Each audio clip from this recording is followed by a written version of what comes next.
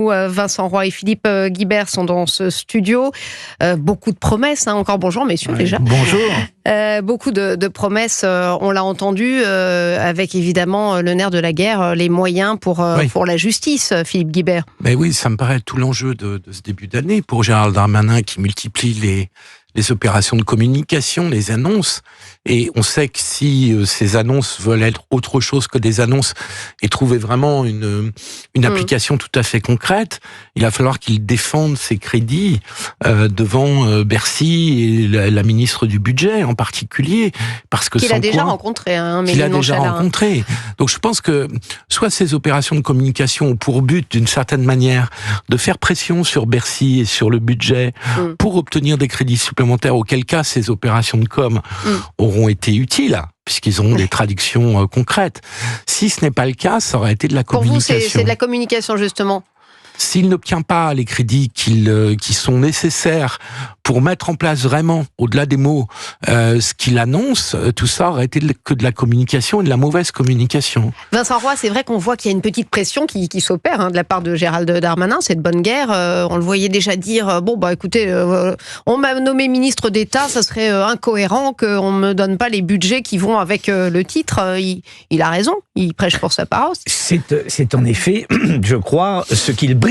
En tous les cas, c'est un budget assez conséquent, de manière à pouvoir mener à bien toutes les actions qu'il détaille. Bon, alors il va en falloir des sous pour ça. Alors, il va en falloir beaucoup de sous. Alors, je pense que toute la communication qu'il met en place en ce moment a pour but, effectivement, de faire en sorte que l'opinion publique, dont il sait que sur toutes ces actions, elle est derrière lui, a pour but de faire en sorte de forcer un peu la main, de forcer le bras de ceux qui tiennent les cordons de la bourse, de manière à obtenir le maximum de budget. Si, effectivement, il n'obtient pas ça, il n'aura fait que de la com. Mais enfin, là, il y a quelques mesures qu'il a annoncées qui sont des mesures de bon sens, pas simples à mettre en place. Ces histoires de brouilleurs, c'est à la fois très coûteux et techniquement difficile. Quand il dit de placer les gens à l'isolement, notamment, vous avez vu la semaine dernière, les 100 plus gros... Il n'y a plus de cellules... Oui, mais attention.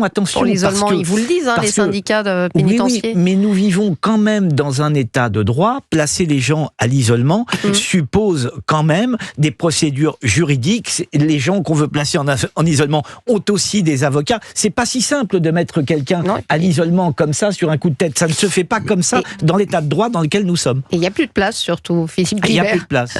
Il n'y a plus de place, il y a besoin de places de prison.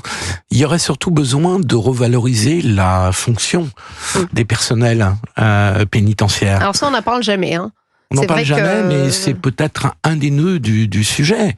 Parce que je me souviens, ça fait quelques années maintenant, quand je coordonnais les campagnes du gouvernement, les campagnes de communication du gouvernement et celles pour recruter des personnels dans le pénitentiaire étaient particulièrement difficiles. C'est un métier extrêmement difficile et c'est un métier qui n'est pas assez payé. Et là, on retombe sur des questions budgétaires qui sont encore plus importantes parce que ça touche à l'évolution des salaires dans la fonction publique. Mais je pense il en a parlé un petit peu, pardonnez-moi, Gérald Darmanin, justement, alors il en a davantage parlé dans le fait que ces agents de l'État sont souvent victimes d'intimidation, de menaces, et il a enchaîné avec la question importante de la corruption. Évidemment, quand vous êtes face à des mafias de la drogue, du trafic, qui ont des moyens absolument considérables, le risque de corruption, pas simplement pour les agents pénitentiaires, mais de plus en plus pour les policiers, voire pour les juges, voire des élus, le risque de corruption augmente. Et quand vous êtes avec des personnels qui ont des salaires insuffisants, la faiblesse humaine, à un moment donné, peut susciter des situations On continue difficiles. de parler de ce déplacement de Gérald Darmanin dans quelques instants, messieurs. Il est 13h29, restez bien avec nous, la suite de Europe 1 13h. C'est dans un instant, vous écoutez Stéphanie Demurus sur Europe 13h, 14h. Europe 1 13h. 13h32 sur Europe 1, Europe 1 13h, la suite, vous écoutez Stéphanie Demurus avec vous pour décrypter l'actualité de ce jeudi 2 janvier. Stéphanie, il y a Philippe Guibert, chroniqueur politique, et le journaliste et écrivain Vincent Roy.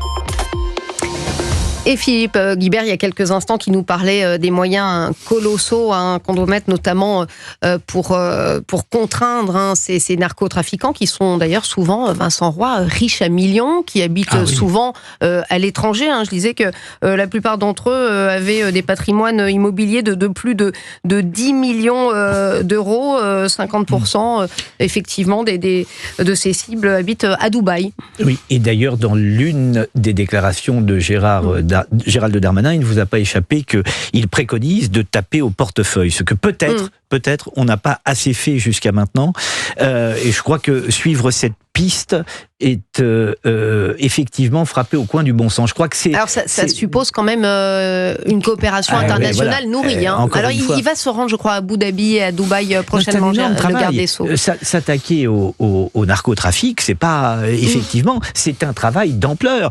Il faut d'abord une volonté politique. Bon, je crois que manifestement il l'a. De ce point de vue, on ne peut pas lui contester cela. Il faut un vrai courage politique derrière. Il l'a aussi.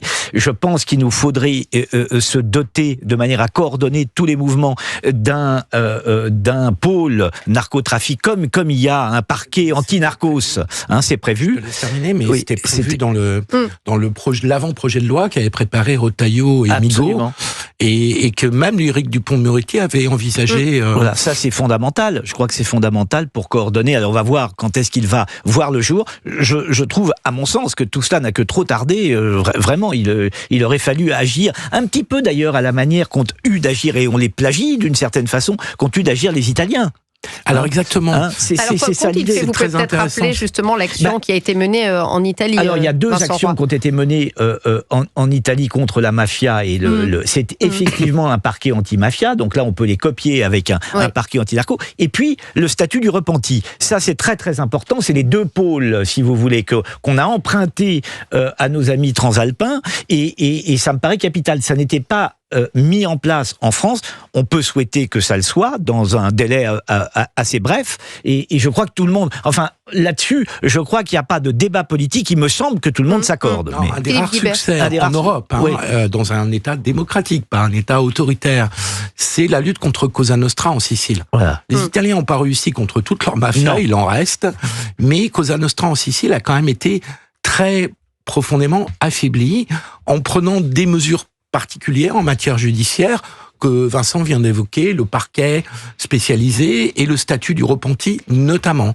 Et en ayant des présomptions, en contournant la notion pourtant fondamentale de présomption d'innocence, en faisant peser une présomption de complicité, de culpabilité sur ceux qui étaient de près ou de loin liés à cette mafia. Mais Philippe Guibert, on a envie de poser la question, qu'est-ce qui intéresserait aujourd'hui un trafiquant qui gagne des millions je vous rappelle que le trafic de drogue rapporte entre 3 et 6 milliards. Il y a peut-être, on évalue à 240 000 personnes impliquées dans ces narcotrafics. C'est quoi l'intérêt d'être repenti ? Mais l'intérêt d'être repenti, c'est d'avoir éventuellement la vie sauve, parce que c'est quand même un milieu où vous avez une mortalité assez importante.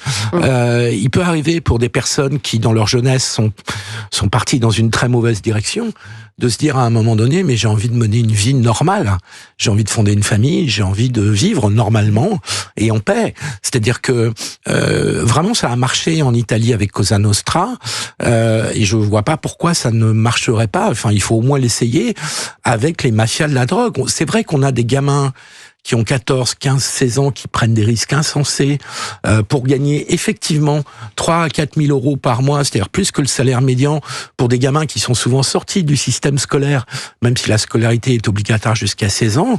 Mais arrive un moment quand même où ces jeunes, certains d'entre eux, peuvent avoir envie de mener une vie normale.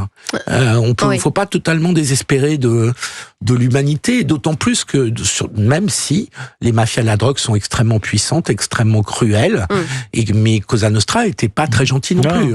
Il y a deux autres volets qui peuvent être abordés. Il y a la question du consommateur. Alors là, je suis plus sceptique. oui, moi aussi, mais ceci étant dit, peut-être... Gérald Darmanin, d'ailleurs, s'en était pris aux consommateurs Oui. quand il était ministre de l'Intérieur. Voilà. Il avait eu des mots assez durs. Peut-être faut-il voir ce que ça peut donner dans ces taxes. Moi aussi, je suis plus réservé sur cette question, mais enfin... Quand vous dites s'en prendre aux consommateurs, c'est-à-dire ça veut dire quoi ?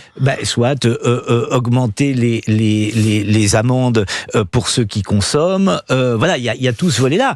Attendez, et c'est quand même c'est un marché où la loi de l'offre et de la demande est reine. Bon, donc s'il y a moins de demandes, alors on ne peut pas imaginer qu'il y aurait moins d'offres, mais enfin on peut se contenter d'une moindre demande. Et puis il y a autre chose, il y a tous ces petits commerces que vous voyez fleurir dans les villes et auxquels veut s'attaquer Monsieur Darmanin en parlant de la question du blanchiment. Donc vous voyez que il y a c'est comme une lame de fond qui montrait tous les sujets doivent être abordés les uns derrière les autres. J'ajoute un dernier point, c'est sur le lien entre le trafic de drogue et l'islamisme du point de vue de l'argent, puisque on sait qu'il y a une partie de l'argent qui pourrait servir à financer des attentats, voilà. Ouais. Donc tout ça est très très sensible. Alors on parlait aussi, alors je ne sais pas si c'est ce que vous vouliez dire. Je voulais réagir par rapport aux consommateurs. Oui. On a quand même pour le consommateur, on a quand même une des législations les plus répressives d'Europe,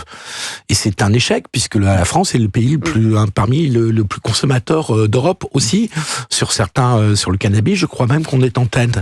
Et donc, je suis très sceptique parce que le consommateur, pour le réprimer, je parle de la répression, il faut aller le chercher chez lui, parce que de faire des flagrants délits dans la rue, sur des points de huile, c'est évidemment toujours possible.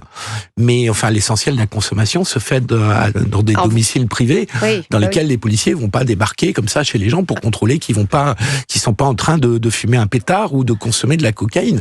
C'est fort heureusement, on n'en est pas là. Alors il y a l'éternel débat aussi de la légalisation. Alors, le je crois que c'est LFiste, vous avez vu Sébastien Delogu, lui qui propose même d'intégrer les dealers, que ça soit encadré par l'État. Monsieur Delogu date un peu, parce que le débat sur la légalisation aurait pu avoir un sens à une époque où le marché était beaucoup moins développé, mais aujourd'hui que le marché est ce qu'il est, on sait très bien, les spécialistes le disent, que si vous vendez en pharmacie, alors je crois que c'est même pas la proposition de Monsieur Delogu, si vous vendez en pharmacie un cannabis où vous limitez les effets sanitaires à un prix, mais qui sera forcément un peu plus élevé, le marché va vous proposer des produits beaucoup plus nocifs à très bas prix.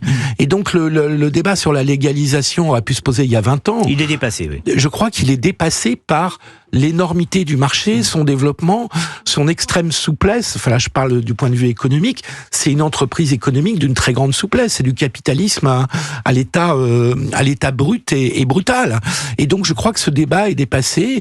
Et je crois que la gauche ferait mieux de réfléchir à d'autres solutions. Il faut une stratégie globale. Il y a un volet répressif qui est évident, un volet judiciaire dont on a parlé. Mais peut-être que le plus important serait de faire comprendre à la société l'étendue du cancer qui la ronge. Et de renverser le rapport de force, comme on l'a fait pour les fumeurs et pour l'alcool, de renverser le rapport de force de la société où quelqu'un qui se drogue a la société contre lui. C'est-à-dire son entourage immédiat. On parlait de la boisson tout à l'heure. Oui, parce que là on se concentre sur... Enfin bon, bref, je ne veux pas anticiper le débat. Vincent Roy, vous voulez rajouter quelque chose sur la légalisation? La légalisation... C'est une proposition peut-être farfelue, mais... La légalisation, il faut être raisonnable. Philippe parlait du cancer qui nous ronge devant l'ampleur d'un cancer extrêmement métastasé sur l'intégralité du territoire, vous ne pouvez plus penser raisonnablement à une légalisation. Ce serait de la folie et ça ne fonctionnerait pas et ça n'aurait strictement aucun effet. C'est-à-dire que les produits qui seraient proposés clandestinement seraient des produits alors bien pires et moins chers que ceux que nous avons actuellement sur le marché. Donc c'est une très très mauvaise idée dans l'état actuel de l'avancée de la maladie, si j'ose dire. Messieurs, vous restez avec moi dans quelques instants après une petite pause. On reviendra sur cet attentat à la Nouvelle-Orléans avec évidemment cette menace djihadiste sur les États-Unis. Restez avec nous. Il est 13h42, bon début d'après-midi avec Stéphanie Demuru sur Europe 1.